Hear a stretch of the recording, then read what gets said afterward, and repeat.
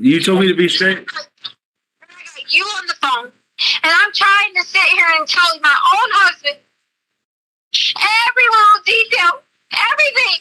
You think I don't love my family? All right, Tisha, listen. Like I said the whole time, I'm just trying to help you and trying to keep you and Harley safe from all. I mean, these people are after me now. I don't know who the hell it is, but like I said, I had to go get my clothes changed and everything just so I could blend in better. And I want you to know that no matter what, we can work through this together, and I can help you. Okay, but you just gotta let me help you. But I have you told me to be straight up. I got a very straight up question. Okay, are you ready? Yeah. Did you kill Gannon? I need to know. I need you to answer me yes or no right now. I killed Gannon. The answer is no. I can't believe you asked me this. I just got to know. You had told me to be straight up. I got to know what's happening to my son. Tell me why you would think I killed Gannon. There's a lot of unknowns. I mean, being straight up again, you changed your story again to me for the 4th time.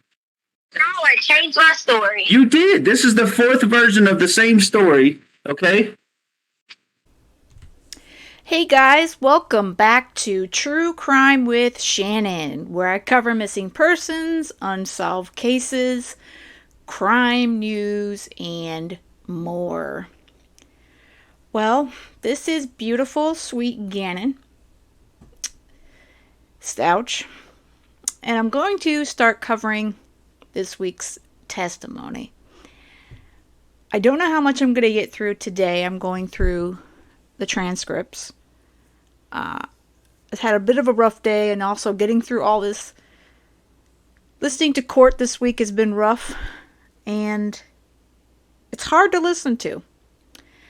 But, again, it's all about the sweet, sweet face on the screen. Justice for Gannon. Gannon strong.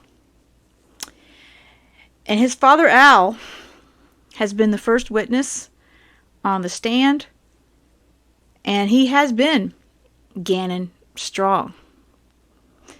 So we're going to go through Al's testimony thus far from the first day of testimony, which would have been Tuesday, and then we'll do Wednesday if I can get through it today. If not, I'll get Wednesday, and Friday in by the end of this weekend, because there was no court today as I record this, which is Thursday.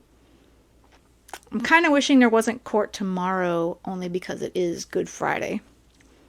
But the bottom line is, again, it's justice for this sweet boy right here.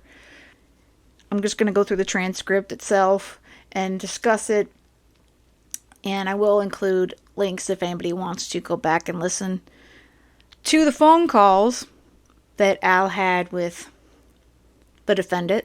I'm going to try to not call her by her name because I don't believe she deserves that. It's really tough to hear her voice, and yeah. So let's get into it and dive right into day 1 of testimony and evidence.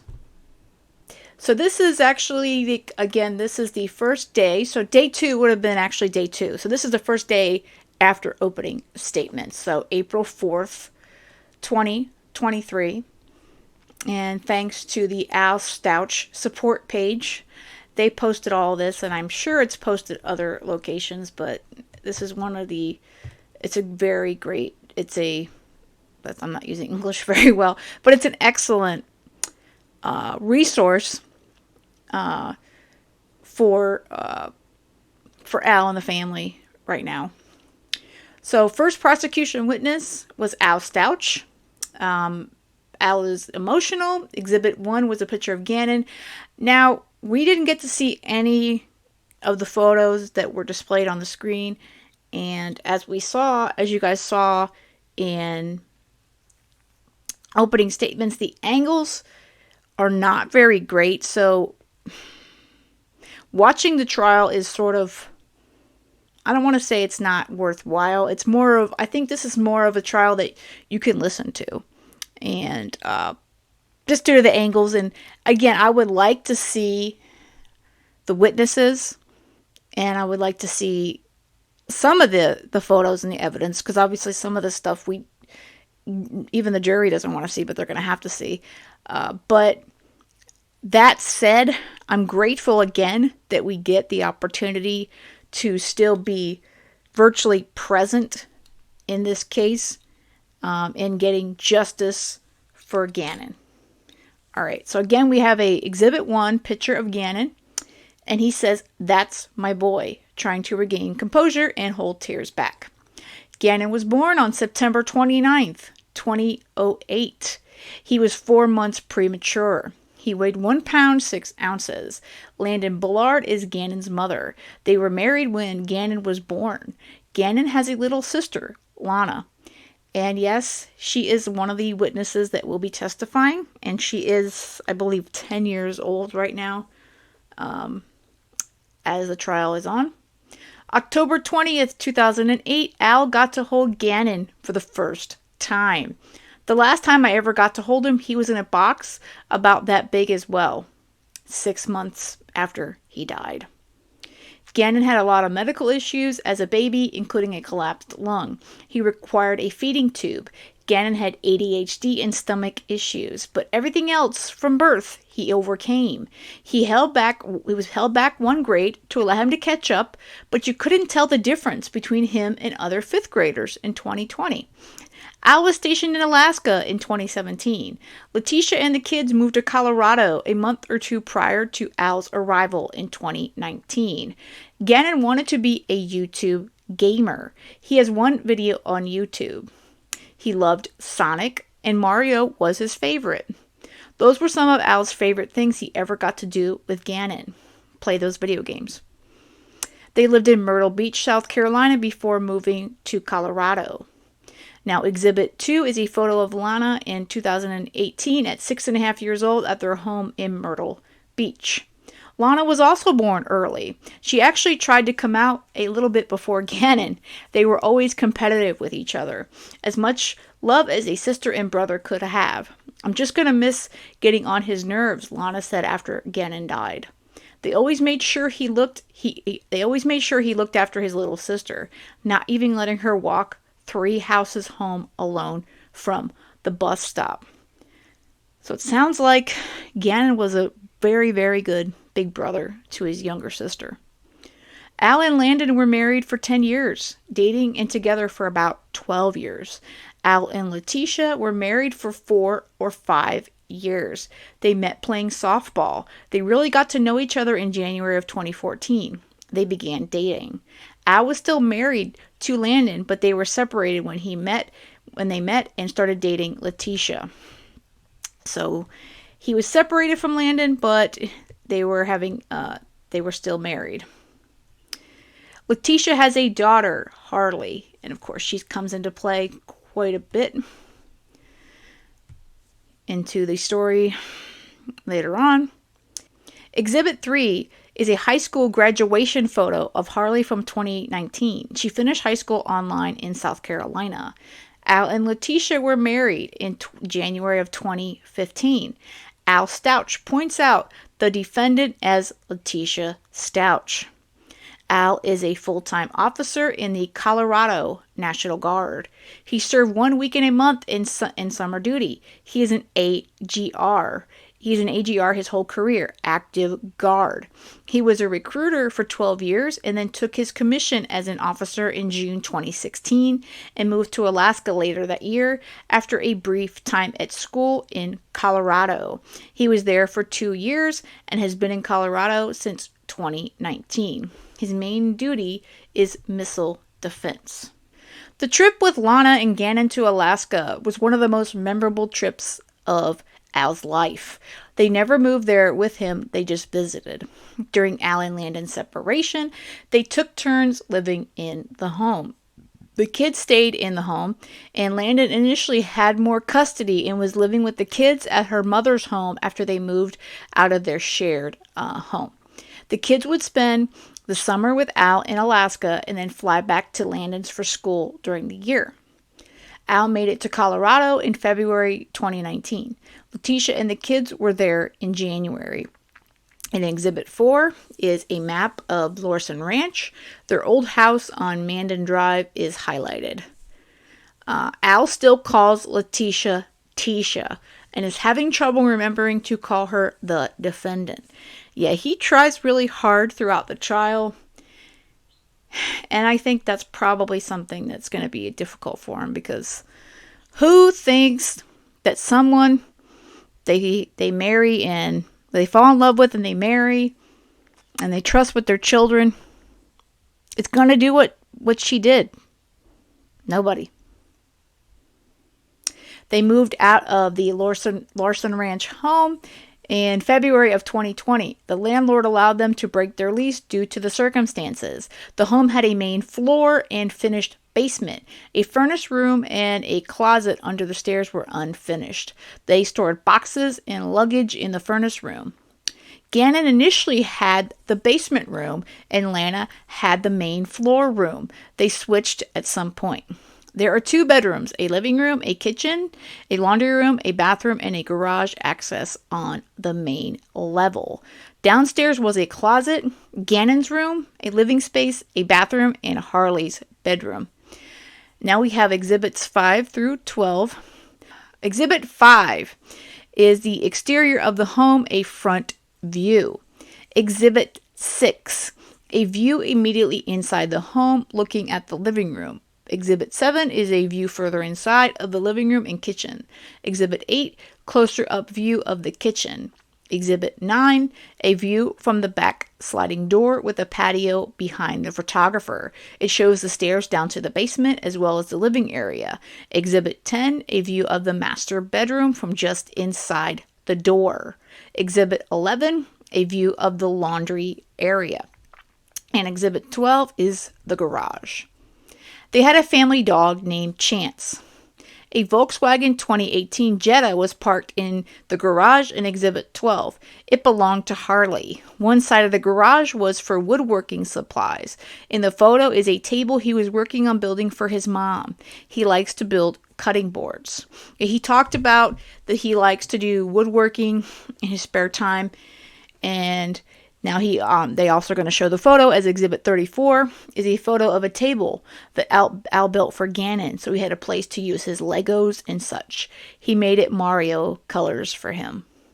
Exhibit 11 is a view of the stairway to the basement. Exhibit 14, a view of the basement entryway. Exhibit 15, a view of the basement living area. Al watched a lot of movies with the kids in that room. There's a Nintendo Switch in the living area. Gannon's pride and joy. Exhibit 16 is a view of the living space from the other direction. There's a black square visible on the carpet.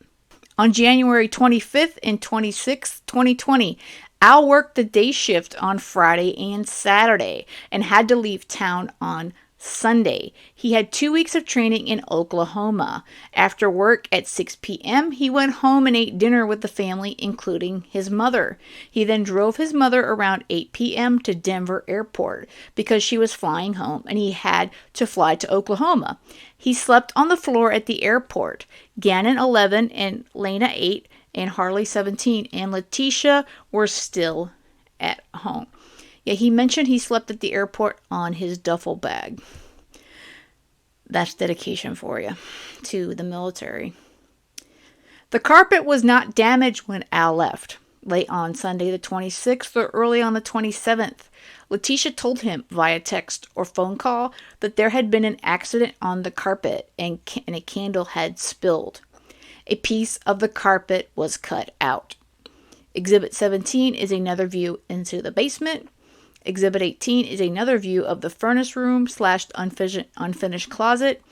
Exhibit 21, a view of Gannon's room. You can see the bed and the table that Al built. Al says Gannon's bed would typically be pushed all the way into the corner against both walls, not pulled away for any reason. Exhibit 22, a view of the master bedroom and Letecia's closet. Exhibit 23 is a view into the closet. Exhibit 24, a view of Letecia's clothes and shoes. Exhibit 25. Another view of the master closet, Letecia's closet. Al learned that Gannon was missing when he was in Oklahoma. He had finished his first day of class and gone for a run. Back at his hotel, he received a text from Letecia that Gannon wasn't home when the streetlights were on. It was abnormal, but it wasn't worrisome. Al said he was relying on trusting Letecia, and his knowledge of the situation came from what she told him since he was in Oklahoma. On the 27th, Gannon did not go to school because he was having stomach issues. Al was surprised that he went to a friend's house, but not to school. It wasn't normal for Gannon to have stomach issues that kept him from school. So that wasn't abnormal that Letecia was telling Al that Gannon had stomach issues, so that was not questioned at all. In the morning of the 27th, Letecia sent Al pictures of Gannon showing he had stayed home. Letecia claimed that Gannon had gone to a friend's house and not come home. Al got back to Colorado as soon as he could. He was worried because he had called Gannon's friends' parents and none of them had seen him. Letecia also told him about some new friend on the school bus, and none of the other parents knew of him. It was multiple things that made Al become more worried. Al also called Landon and her family before he left Oklahoma. Al called Landon as soon as he figured out there was a legitimate issue and Gannon wasn't just out late. Al was back in Colorado on the 28th. Letecia picked him up from the airport. Letecia had her own car, a black Volkswagen Tiguan, which is the car we heard about quite a bit on the arrest affidavit. She got a rental vehicle when they were at the airport, which Al found odd. Landon stayed with Al and Letecia for a few nights when she first arrived in Colorado. She then went straight to the El Paso County Sheriff's Office from the airport. There was tension between Al and Letecia due to him allowing Landon to stay in their home. Letecia then moved out of the house within the first week of Gannon being missing. Yeah, I don't know about you guys, but that is strange. If a child is legitimately missing, kidnapped, what have you, what does it matter if the biological mother came to stay there? It shouldn't be about the mom or the stepmom or the father. It needs to be about the child. So that is definitely a red flag to me. Exhibit 26, an empty closet, the master closet. Al's belt is one of the only items remaining. Exhibit 27, another view of the empty closet. Al's sweater and sheets from the bed remain. Exhibit 28 is a view of Harley's room. Exhibit 29, a view inside of Harley's closet. Her shoes and clothes are inside. Exhibit 30, another view of the closet. Harley's clothes still inside. Exhibit 31, another view of the closet after she and Letecia moved out. Yeah, I find that really odd that they moved out so quickly. Al, Harley, and Letecia all had phones. Landon and Gannon had a shared phone. Al had a red 2016 Nissan Frontier, which Letecia also drove. Harley had a 2018 Jetta. Letecia had a 2019 Volkswagen Tiguan that was leased. At the airport, she said she needed a rental car because they were going to be doing a lot of searching and didn't want to go over the mileage allotted on her lease. They ended up driving his truck instead of the rental car. Yet another red flag. She said that she parked her car at a school and a coworker dropped her off at the airport. Al drove past the school and did not see her car. Gannon and Letecia's relationship was trusting. He had love in his heart for her. He wasn't afraid of her. One of the things about Gannon is that he is special. He has absolutely loved his mom. He has some issues of the same love for Letecia too. So obviously Gannon was the sweetest boy. And all this issues, all this anger, jealousy, whatever the issue is that Letecia has, was all on her end. And Gannon just wanted to be a sweet, loving boy. Al and Letecia would both discipline Gannon and Lana. Al says he and Letecia had a fun and loving relationship at the beginning. It was fresh, it was new. He had a good time. He didn't have custody of the kids at that point. They were more free and had more things that they could do. The kids were 2 and 5 when they met. Al first met Harley in 2014, but he had seen her at softball games. He helped her with her vocabulary homework the first time he talked to her. Al took his commission June 9th, 2016, and changed his duty assignment. In 2017, when Al was leaving for training, he and Letecia got into a verbal argument because he had taken a job in Alaska. That's another red flag, and I'm sure, sadly, I believe all these things that Al may not have seen initially. Looking back, I think he's seeing every flag. I mean, every red flag.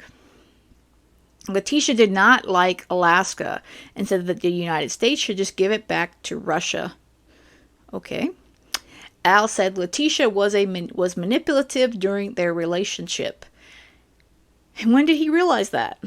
I think he didn't necessarily realize at the beginning, or he seemed to let it go. There was a manipulative incident that Al said led to him leaving Alaska. Defense objects and judge has them approach. Then they take a break for 20 minutes. So here is the issue here.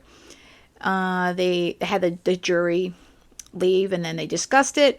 Letecia had made an allegation of SA involving one of Al's co-workers. This led to him being uncomfortable and he switched duty stations.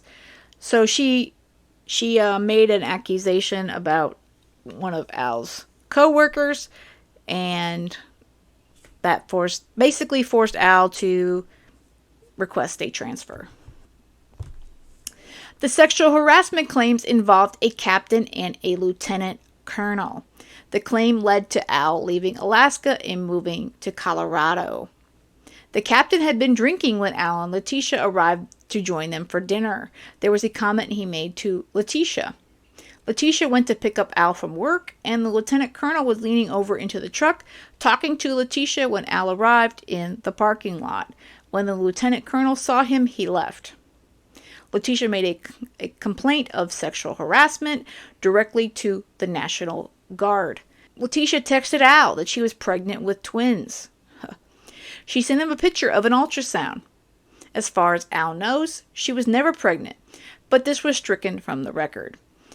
Yeah, so maybe this officer said some, questioning things to her, but I don't believe it was anything nearly what Letecia made it to be. And it looks like she made up a whole thing that she was pregnant with twins. Letecia filed 2 burglary claims, one in the fall of 2019. There was a hammer hanging from a string in the garage. She said it was a squatter in the attic space. An ammo can kept in the bedroom was opened and dumped onto the floor. A laundry hamper was dumped out and the mattress pushed off the bed frame a tiny bit. This was all, quote, proof, Letecia claimed, that she fired a weapon up into the storm well at the intruder. Al had a Smith & Wesson 9mm compact, another small gun, an AR-type gun, a youth shotgun, and a 12-gauge shotgun, and an S&S 380 compact. There were no shell casings from any gunshot after the claimed burglary. Letecia eventually admitted that she had made up the burglaries. It was after Al had told her the stories didn't make sense. Yeah, lies. This is sad that he didn't figure out some of the stuff from the beginning, that she was super manipulative. Yeah. In 2019, Gannon and Lana entered counseling. Both kids had struggles with the back and forth custody. Letecia told Al that Gannon was, quote, coming after her. Counseling was meant to uncover any disdain Gannon had toward Letecia. Yeah, another bunch of lies from Letecia. Al never witnessed any behavior that confirmed Gannon had it out for Letecia or anyone. Period. Yeah, I believe that's not even remotely true. Gannon did not go after Letecia. I believe it was completely opposite, and she definitely did the same garbage she did to his father. In early January 2020, Al and Letecia went on a vacation alone to celebrate their anniversary. It was a cruise out of southern Florida, and it states Al has a passport. He got it stamped in Mexico and Canada. He doesn't remember if Letecia got her passport stamped. He says she does have a passport. In late 2019, early 2020, Letecia was employed at Widefield School District at French Elementary School. She did not enjoy working there. She had a conflict based on her educational status with the principal. She was more educated than the principal and wanted more of a leadership role. Letecia claimed she was injured at the school. She fell and a bookshelf hit her in the head. He saw no signs of injury and felt it was Letecia trying to get out of work. Jeez, it's like the lies and stories. Man, they're just never ending with her, Letecia always talked about and wanted to be a flight attendant. She started pursuing that in late 2019 with Spirit Airlines. She went to Orlando, Florida for training just after Christmas 2019. It was a short trip. In January 2020, Al's mom was in Colorado Springs for about a week, staying at the house. During this time, Al and Letecia were not getting along well, but he thinks she got along well with his mom. Al remembers the last time he saw Gannon like it was yesterday. That's really sad. Exhibit 2020A or 228 is a picture of the phone Gannon and Lana shared. Al, Letecia, Lana, Gannon, and Harley went to Hawaii on a vacation in 2018. Exhibit 50, it could be something, I guess it looks like we're not sure about the number on that one, is a Facebook video of Gannon from Hawaii. Letecia claimed that Gannon threatened Letecia with a knife.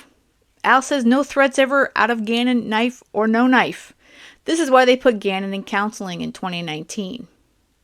Letecia loved to travel and go to Disney. He is unaware of any trip to Australia or Bogota, Colombia, or Jamaica, but knows she went on trips to the Caribbean, including cruises.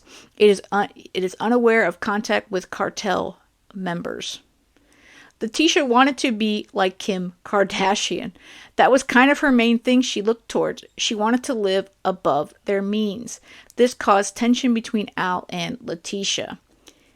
Yeah, you can kind of see that in some of the photos. She definitely, I think she was living a very good life. And the sad thing is, it just wasn't enough for her. She wanted everything. And I think she was jealous of other things at the same time. It's really sad when you're jealous of someone's child, which is exactly what I believe Letecia was about Gannon. I believe that's what it's all about. I believe she was jealous of Gannon. I really do. Letecia accused Al of cheating on her. Al is describing suitcases and luggage they kept in the furnace closet. An extra large green one was Landon's Aunt Veronica's. One of the handles was broken. It ended up staying with Al. This is the suitcase that ended up under the bridge in Florida. Exhibit 48 is a picture of the suitcase in or from the storage room. Exhibit 33 is a video that Letecia filmed of Gannon after the candle incident. He is crying. He pinky swears he didn't do it on purpose. She told him they needed to figure out what to do so they could sell what they could do to sell so the lady doesn't get mad at us and kick us out of the house. He whispers and says, "I'm just worried about my burn." And Letecia says, "Shh," and begins to talk about their plan for tomorrow. Lana is also in the video. Yeah.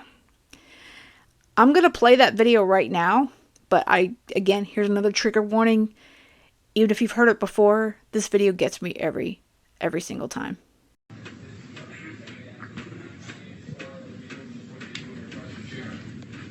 Well, devastating. Initially, Scott, I can't lie, when the TMZ information was Gannon, I initially... promise this is the last time I'm going to ask you. I'm just freaked out, okay?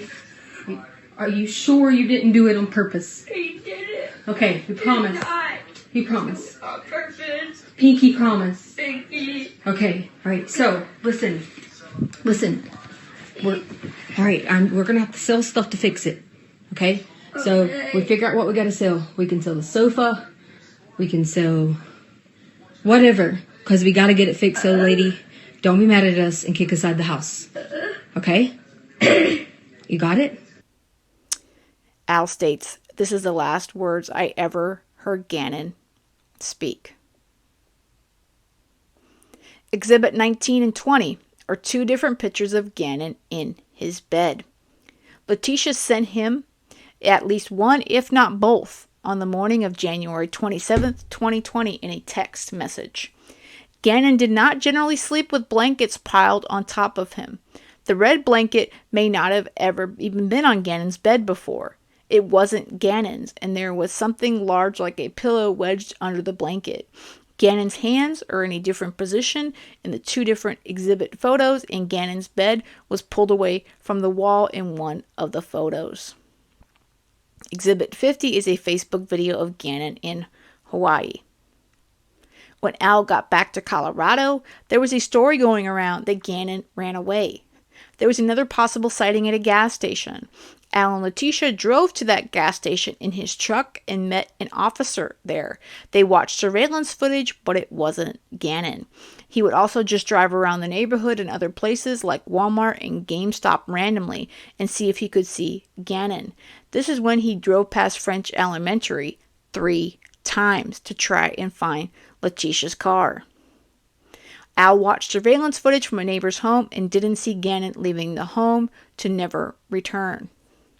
Many things made Al suspicious of Letecia, but her car not being at French Elementary was when it clicked in his mind. Immediately upon realizing Letecia's car was not at the school, he called officers and told them something was wrong and headed straight to the sheriff's office. They slept apart. On January 29th, Letecia told Al she had been AR'd. She said a man had gotten into the house, AR'd her, abused her, beat her, and then beat and took Gannon. She said he was burned during that. Al asked where the mess was, and she said that she cleaned it up because she was scared. She said she got rid of the stuff she cleaned with. It was a long string of stories. Yeah, a string of many stories Letecia has told. Al talked to Letecia with Mark Riley, a detective, Jess Bethel, a detective, an FBI agent, Mr. Hughes, Amber Cronin, an FBI agent, John G. with the FBI, and possibly others in the room with him, helping guide him on what to ask her and tell her. The call was recorded. There's many calls, so we have exhibit 35, 36, 37, 38, 39, 40, 51, 52, 53, 54, 55, 56, 57, 58, 59, and 35 is a recording of that phone call. The rest of these are exhibits or recordings, but they haven't been specified as to what they are.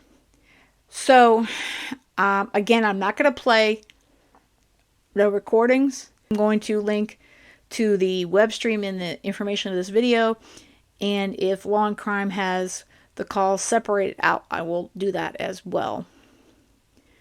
Yeah, I don't believe the jurors are receiving a transcript. They just have to rely on their memory and their notes.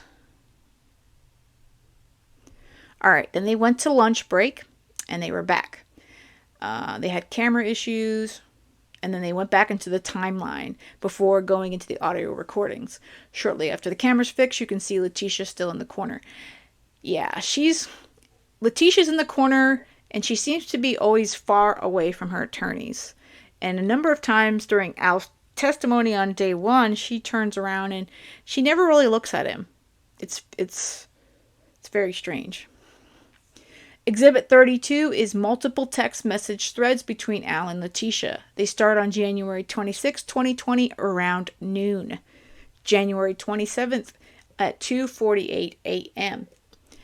Letecia texted Al, "He is in the bathroom again and blood coming out butthole, and he's crying about going to school tomorrow like this. He is still upset about the candle incident. I told him it's fine as long as he's okay, not to worry about something minor that we can fix." Letecia claimed that Gannon lit a candle to cover the smell from the bathroom.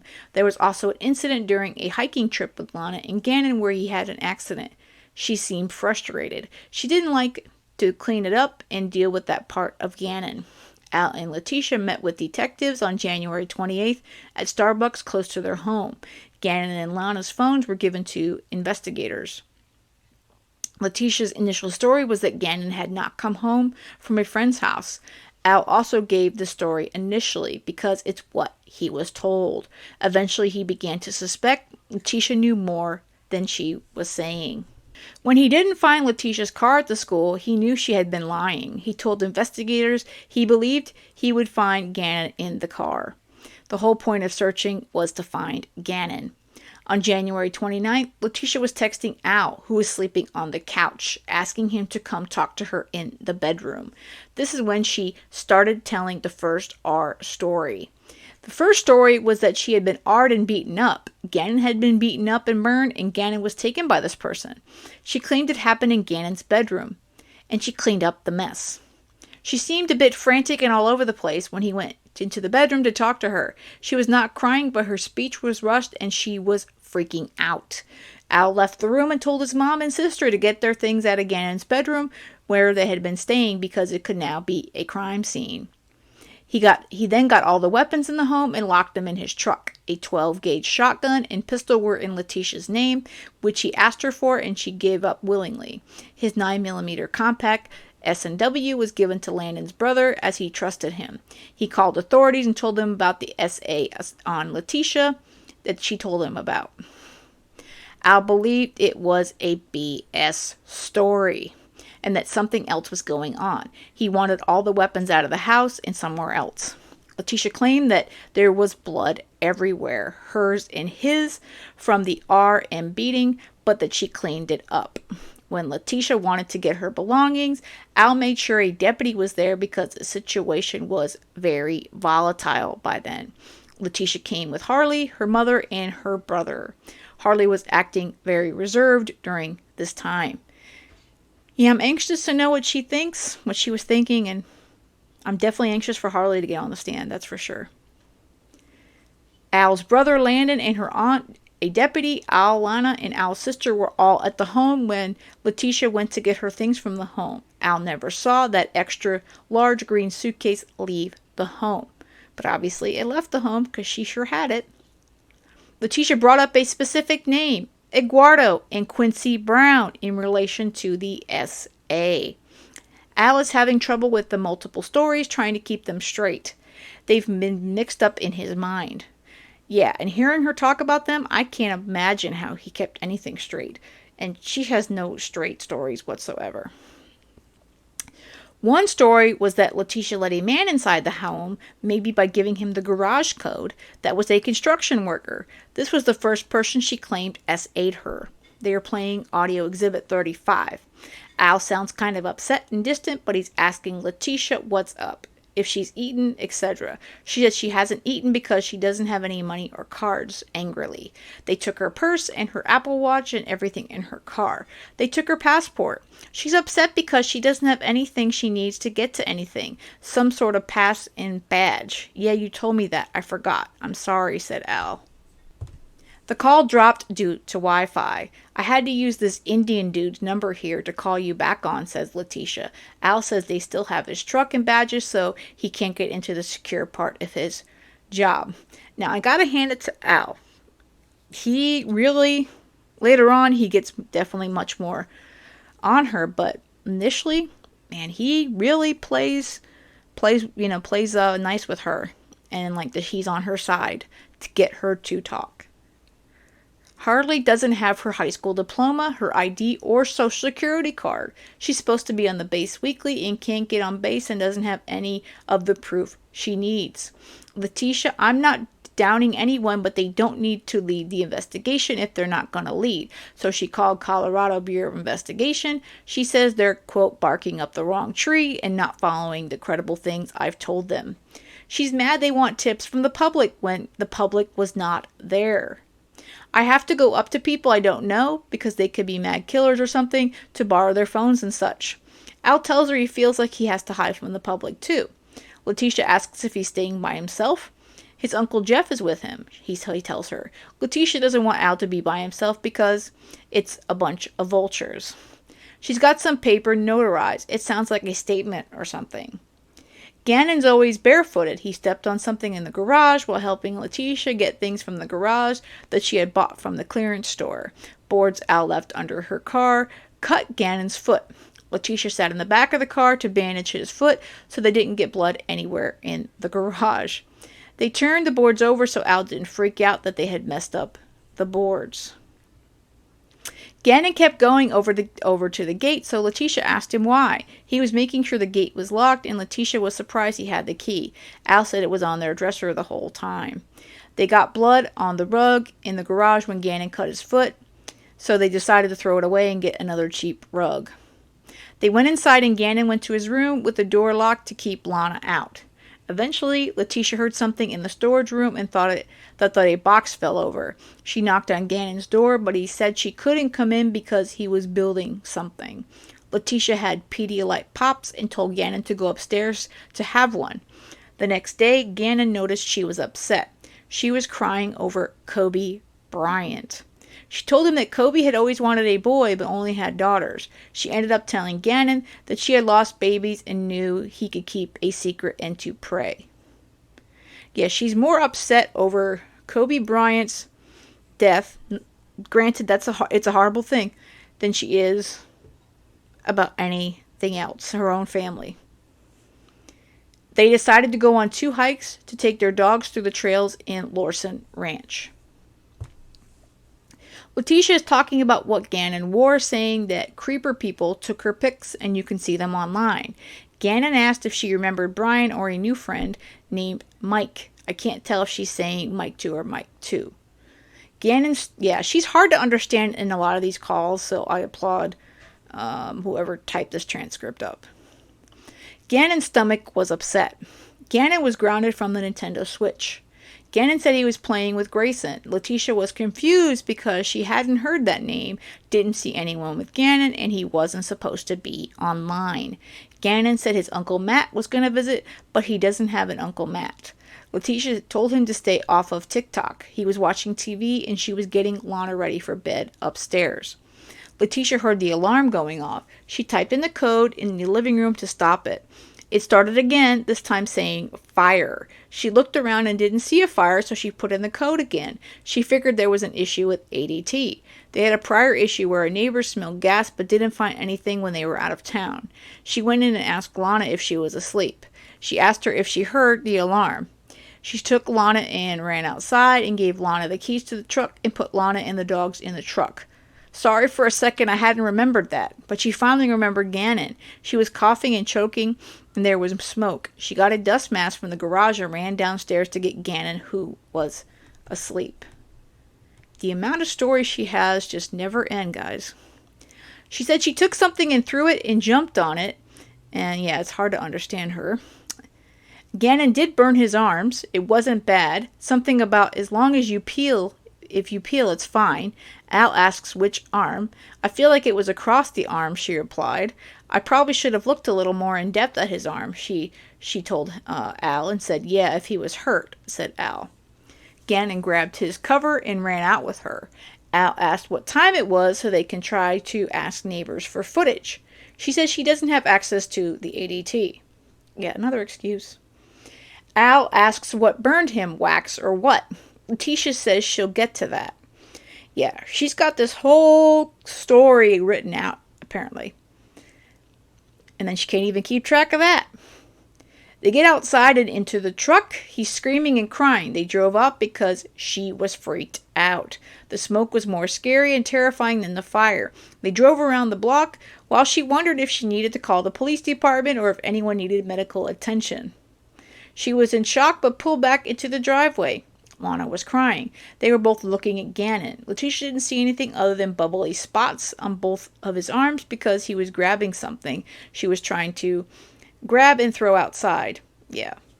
Gannon explained to her that he thought she was coming because he was grounded from the switch and he knocked over the candle.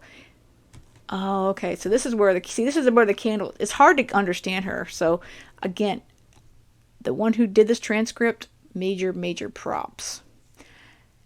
So basically, she's saying that he knocked over the candle because, he was afraid that he was going to be in trouble. That's another story that she has. They took the truck to run errands and look at a bike. They took Harley's bag. She never used to try and trade it in and buy Lana surprises. That's why we were so far across town. She was monitoring his arm along the way. Dunkin' Donuts already released the video of us. She sounds upset. Gannon didn't want anything. She went on the highway and took the wrong exit. She was going to go to PetSmart but saw a Petco and decided to go there instead. Gannon wanted to stay in the car and play with his Switch in the back of the truck. She says she was going in because of her dog Sadie, a girl dog, having periods. She needed pads. My mind is so blown that dogs have this. I'm freaking out. She's wondering if it's normal and she needs to call the vet. She says she looked out of the door multiple times because she was checking on Gannon, but says these people think it's suspicious. God forbid I get 3 outfits and only have 2 dogs because that's what these people are talking about. Al says he's confused because Gannon has never randomly tried to get out of the car. She says she was parked a bit off and if he needed to use the bathroom, and trails off. I was just trying to be a good parent. Letecia, you've never been a good parent. Golly. We go from one thing to another. There's supposedly smoke in the house. They drive around. The dog has a period. I mean, golly. She didn't want to go to some random person's house to look at a bike, so she wanted to meet with him, and he lived almost in Douglas County. They were planning to go to Play It Again Sports, but never made it that day. Letecia says she's been an open book, and that investigators have her GPS. The bike was on Craigslist, and the man had a warehouse between Palmer Lake and something else. After she said Palmer Lake twice, she says, I think it's called Palmer Lake or something. She's describing getting lost trying to find the warehouse. She was going to get the bike to surprise Al for Valentine's Day. It got too late, so they headed home. They had to get back for Lana. And if you think this sounds confusing in a transcript, it doesn't get much better when you hear the audio, guys, if you didn't listen to it. Now we have a 20-minute break, and then they go back to People's Exhibit 35. Letecia and Gannon saw someone working nearby and gave him the garage code so he could go fix the carpet. Al is upset she gave someone the garage code. I'm just trying to fix the carpet so the boy could be less upset. She planned to have sushi for dinner that night.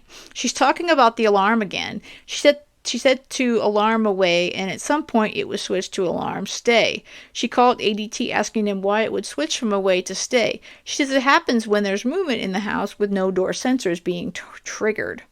She says the neighbor was paid $5,000 for his surveillance video, and tens of thousands of people have already seen it, and it's been proven that Gannon Stauch got out of the other side of that vehicle. Gannon went straight to his room when they got home. Letecia wanted to get on the Peloton. She put on her headphones. Gannon said Al said he could go see a friend. She said only in the neighborhood, not in some car or something. Letecia put her headphones back on. She heard a loud noise downstairs about 10 or 15, maybe 20 minutes later. She's not on the Peloton. She's in that pre-workout mode because she had been trying to get on it every day. She took her headphones off and called for Gannon but didn't hear anything. She figured he was just playing in the house. She heard another loud noise and was upset at him, thumping around, doing crazy things, whatever, when he's supposed to be going to see a friend. As she went to go talk to him, she saw a guy and thought it was the carpet guy. There was carpet and boxes everywhere. The next thing she knows, she's out. She hit the back of her head on Gannon's table hard. It's a blur because she hit her head. She remembers pieces here and there. Gannon jumped on the guy and she thought it was the carpet guy who she thought was robbing them. All she remembers now is a very calm conversation with Gannon and this person. Yeah, this is insane. It really truly is, you guys. She asks who she's on speakerphone with, who is listening to my conversation. Gannon knew something about something. She says, all I heard was, do you know where Uncle Matt's at? And I don't even know who Uncle Matt is. When she woke up in out-of-state confusion, she remembers Gannon saying he would be back later. Hit my head twice, had to fight off some dude. I had been adamant about this and about finding this person. My mind was completely effing gone. I think her mind's been gone forever, or a very long time. Al, why did you tell me you got Ard and now you're telling me you're not telling me you got Ard? Letecia, you think I want to tell you what a man does to me? Her voice is shaking. You think I want that blasted on El Paso news? Like this hasn't been hard knowing someone was out there to hurt me and Gannon. Very angry, sounds like she's crying. They're going to call me names and then you won't even want me. I tried, I didn't know what was going on. All of this was a blur, in and out, trying to figure out. I got up at one point and ran to the door and sent Lana away. He knew everything was about us when he was trying to hurt me. Gannon jumped on his back. She says Gannon was crying, but she could barely see what's going on. When she woke up, there was no blood anywhere. Harley pulled up and she asked her to take Lana to the Dollar Tree and get these items immediately. Harley looked at her confused. It was carpet powder and spray for the dogs. She didn't want more people involved, and he was downstairs with Gannon. I'm freaked out like I'm in some Lifetime movie. She says no matter who she calls, they're gonna do me just like they're doing me now. He had Gannon wrapped in his arms. Did you want Lana to come in and be there too? She's crying, saying he wouldn't let her talk. You're treating me like a criminal. I tried so hard, she's crying. She couldn't get back up to the stairs. It wasn't sure that she was going to do it wasn't what she was going to do if she made it outside. She texted Harley and said she'll explain later. I was trying to check on Gannon. Look in the camera since your neighbor has every effing camera angle and footage. Many things made Al suspicious of Letecia, but her car not being at French Elementary was when it clicked in his mind. Immediately upon realizing Letecia's car was not at the school, he called officers and told them something was wrong and headed straight to the sheriff's office. They slept apart. On January 29th, Letecia told Al she had been Ard. She said a man had gotten into the house, Ard her, abused her, beat her, and then beat and took Gannon. She said he was burned during that. Al asked where the mess was, and she said that she cleaned it up because she was scared. She said she got rid of the stuff she cleaned with. It was a long string of stories. Yeah, a string of many stories Letecia has told. Al only saw a surveillance video of Gannon going to the truck. There was blood on Gannon's wall in a light switch. The light switch was still bloody when Al got home and Letecia showed him. Why are you acting like you got me on some trial with this? He picked his fingers all the time. Al, I don't know why you feel like you're on trial. I'm talking to my wife. Gannon bleeds all the time, she yells. Did you tell him the nosebleed? Did you tell them the nosebleed in the truck is from Gannon? She says it was from Alaska. Al said he doesn't remember that. Every week or two, Gannon has a nosebleed. That's why I got angry. People come up and talk about all this shit and they don't even know him. Al says he doesn't bother with social media. Al asks how she arranged to meet with a guy on Craigslist. She's angry and says they have my phone, Albert. She's very angry at this point in the recording. Al tells her he's worried about her and Harley's safety because they could be after him now. He says no matter what they can do, they can work through it together. Did you kill Gannon? I can't believe you asked me this. Tell me why you think I would kill Gannon. The answer is no. He tells her it's the fourth version of the same story. First off, you never even listened to me about anything that went on, she said. He explained exactly how much he's been listening, so get that straight, Tisha. If they tell me I'm wrong, I will publicly, on camera, tell you I'm sorry, he says. How can you tell me someone didn't do something to hurt me and take Gannon, she asked. You never talked to me. You literally just sat here in a conversation and asked me, did I kill our child? That's horrible. I'm sorry, that was a hard question, he said. There was a lot of back and forth here. He asks if there was an accident. Really? I thought out of this conversation that I really thought that you were going to be supportive of me. I thought you were going to bring our family back together, and I thought we were going to talk every day about nothing but Gannon. And she's crying again. stating, I can't believe that. We cried about Kobe. We did a lot together. People premeditate things in life. There's no sign of anything. I fought for you. She says she's smart enough to know what to do if there's an accident with a child. Al says, I know you wouldn't hurt kids intentionally.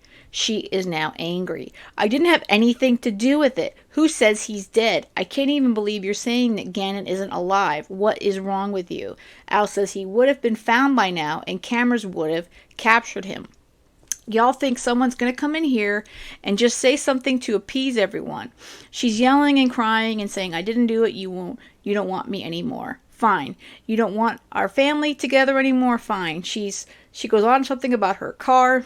And why are you not with your wife and daughter? Because of this conversation, Tisha. I can't believe you said the R story, she said. I can't believe you're lying to me right now, she said. Sounds upset that he was talking to a female detective. I gave you that information. You're not going to look for it, she yelled. Did you kill Gannon? No. Did Gannon die on your watch, naturally or from an accident? No. Did Gannon have an accident and you freak out and cover it up? No. Did Harley kill Gannon? God, no. Same. Did she have anything to do with an accident or a cover-up? No, I haven't been involved either. I can't understand her with the accent, emotion, and connection, but she's yelling about her family, praying in highways. Yeah, there's a lot, and this sounds mixed up, but again, this person who made this transcript, major accolades, because it's really hard to make out a lot of what she's saying. I'm asking you to stay with your wife and daughter and let's do this together. Al says she's not letting him help her. Tells her to contact the FBI and ask for help because they offer to help and protect him. And the call is over. All right, and then Al comes back on the stand and he states he didn't know where she was during that conversation, but said she was staying with someone in North El Paso County. And Gannon was almost 5 feet tall, but he couldn't reach to unlock the gate from the back, and he had to be in the front yard. Letecia had mentioned bath salts. Something came up in a text thread with a new friend on the bus, and Gannon could come over and play if he brought bath salts with him. Al told Letecia to put away the household bath salts, even though he didn't think it was the same as the drug. The search eventually moved into Douglas County, El Paso County line area. Al doesn't know who Uncle Matt is. The only Matt Al knew was Letecia's sister's ex-husband or boyfriend, but he wasn't considered an uncle. The range of emotions on that call was constant with her personality. So yeah, they were at his attorney, the state rather, was asking if this was normally how she was, and he said absolutely. This is normal Letecia. Al says she never changed her personality during that phone call. He had tried to keep Letecia talking by saying people were after him now and that he didn't think she killed him and that he wasn't getting the truth from the police. When the kids had scheduled visits with their mom, Landon, Letecia would have a dance party 1 or 2 times with Harley back when they lived in Myrtle Beach, South Carolina, when the kids left after weekend visits. And that was basically the end of day 2, which is the first day of testimony, with the state questioning Al. And day 2 covered more of the phone calls, and it continues to get crazy. So I will get further into that on the next video. And I know it's confusing. It's confusing to me, and I listened to 98% of it as it aired. Well, as the trial was going live, I was listening to the web stream the entire time. So that's just why I honestly believe whoever did this transcript is, even though it sounds very scattered, it's pretty accurate because it's very scattered the way Letecia speaks. So generically, she just has excuse after excuse after excuse in her stories. And then day 2, the second, which would be the third day of testimony, when he's back on the stand on Wednesday, we'll get to hear Al calling her out more on it. So beginning of these phone calls, he's basically trying to be supportive of her, even though he did ask her that key questions about did she kill Gannon, have anything to do with it, or did Harley have anything to do with it. So yeah, so we get to continue to hear Letecia's crazy tales in 17 plus or whatever many different aspects of stories and whatever that she's come up with. But again, she can clean things up. She seems to be psychotic, but she knows what she's doing. She makes me think of Casey Anthony. It's like these some of these folks are just, it's like they just have an answer for everything. Remember Casey Anthony always had, Zanny the Nanny, all these other stories, and they believe their own lies. It's like, it's something else. It's really something else. And I'm anxious to see, to hear from some of these experts further on her, the psychologists and that sort of thing from the state when they do come up. There are the witness lists are out for the states. It's not in any order that I can gather, but I will post that as well for those that are interested. I will post a link to that. Again, it's on. I definitely recommend, if you are following this case and you're on Facebook, to follow the Al Stauch Facebook support page, which I'll include a link to. They have been putting up a lot of the docs, so that definitely helps you follow that. But let me know what you guys think so far about all this stuff. If you're able to follow much of it, it's really mind blowing. It truly is. And the third day of the trial gets a lot more detailed. So I'll make sure to give you guys a ample trigger warning on that one as well. So with that said, I'm going to close this one out, and I'll try to get the other video up on Friday, and that way I can do Friday's testimony over the weekend and get it all set and done before Easter on Sunday, because I really don't want to be doing any videos on Easter, so everyone can celebrate with their families and whatnot. And with that said, I hope you guys have a great rest of the day. Hug your families tight, and let's continue to pray for Al and Landon and Lana and the rest of the Stauch family through all this. And we're going to get justice for Gannon. All right, guys, have a good one, and most of all, stay safe.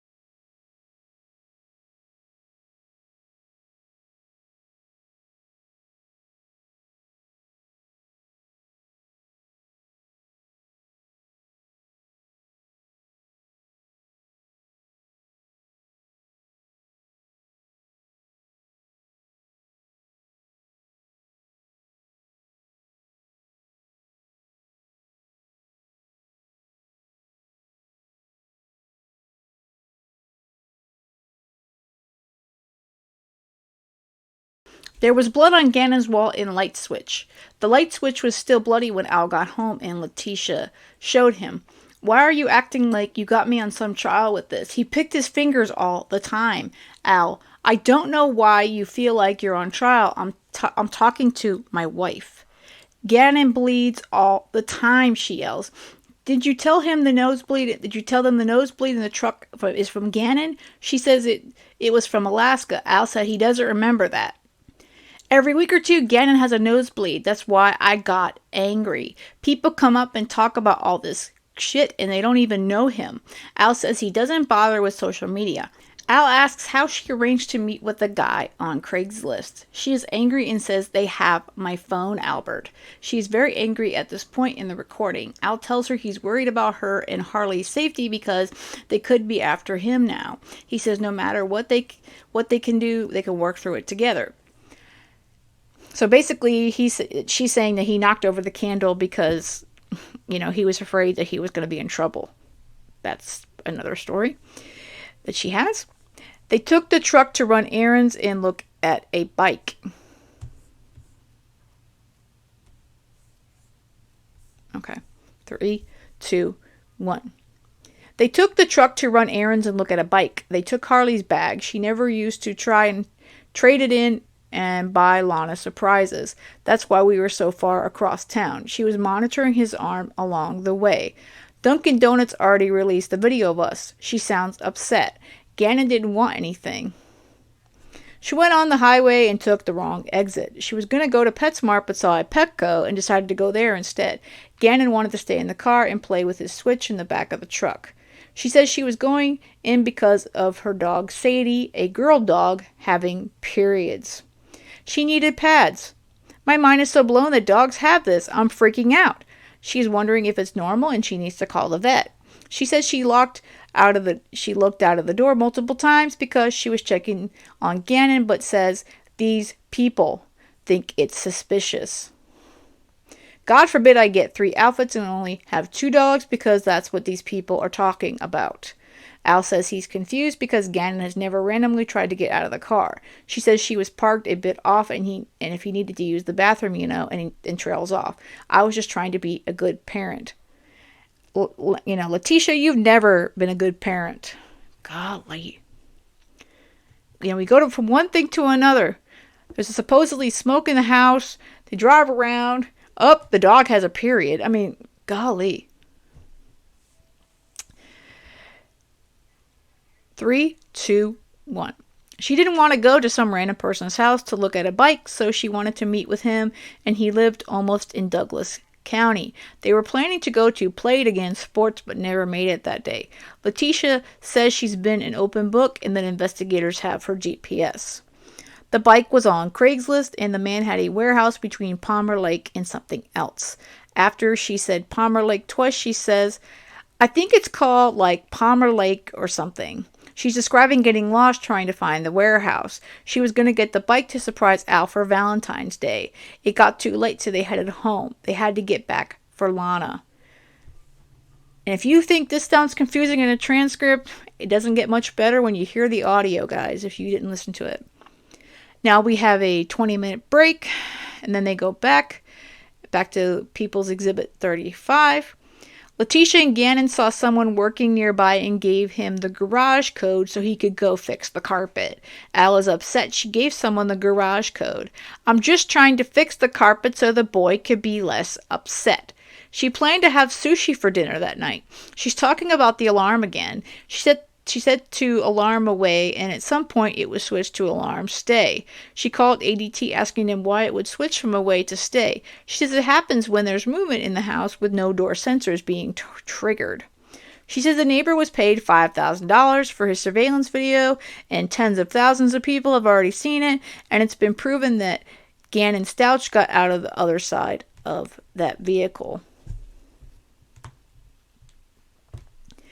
Gannon went straight to his room when they got home. Letecia wanted to get on the Peloton. She put on her headphones. Gannon said Al said he could go see a friend. She said only in the neighborhood, not in some car or something. Letecia put her headphones back on. She heard a loud noise downstairs about 10 or 15, maybe 20 minutes later. She's Now she's not on the Peloton. She's in that pre-workout mode because she had been trying to get on it every day. She took her headphones off and called for Gannon but didn't hear anything. She figured he was just playing in the house. She heard another loud noise and was upset at him, thumping around, doing crazy things, whatever, when he's supposed to be going to see a friend. As she went to go talk to him, she saw a guy and thought it was the carpet guy. There was carpet and boxes everywhere. The next thing she knows, she's out. She hit the back of her head on Gannon's table hard. It's a blur because she hit her head. She remembers pieces here and there. Gannon jumped on the guy and she thought it was the carpet guy who she thought was robbing them. All she remembers now is a very calm conversation with Gannon and this person. Yeah, this is insane. It really truly is, you guys. She asks who she's on speakerphone with, who is listening to my conversation. Gannon knew something about something. She says, all I heard was, do you know where Uncle Matt's at? And I don't even know who Uncle Matt is. When she woke up in out-of-state confusion, she remembers Gannon saying he would be back later. Hit my head twice, had to fight off some dude. I had been adamant about this and about finding this person. My mind was completely effing gone. I think her mind's been gone forever or a very long time. Al, why did you tell me you got ARD and now you're not telling me you got ARD? Letecia, you think I want to tell you what a man does to me? Her voice is shaking. You think I want that blasted on El Paso News? Like this hasn't been hard knowing someone was out there to hurt me and Gannon. Very angry, sounds like she's crying. They're going to call me names and then you won't even want me. I tried. I didn't know what was going on. All of this was a blur, in and out, trying to figure out. I got up at one point and ran to the door and sent Lana away. He knew everything was about us when he was trying to hurt me. Gannon jumped on his back. She says Gannon was crying, but she could barely see what's going on. When she woke up, there was no blood anywhere. Harley pulled up and she asked her to take Lana to the Dollar Tree and get these items immediately. Harley looked at her confused. It was carpet powder and spray for the dogs. She didn't want two more people involved and he was downstairs with Gannon. I'm freaked out like I'm in some Lifetime movie. She says no matter who she calls, they're gonna do me just like they're doing me now. He had Gannon wrapped in his arms. Did you want Lana to come in and be there too? She's crying, saying he wouldn't let her talk. You're treating me like a criminal. I tried so hard, she's crying. She couldn't get back up to the stairs. It wasn't sure that she was going to do it wasn't what she was going to do if she made it outside. She texted Harley and said she'll explain later. I was trying to check on Gannon. Look in the camera since your neighbor has every effing camera angle and footage. On a little white thing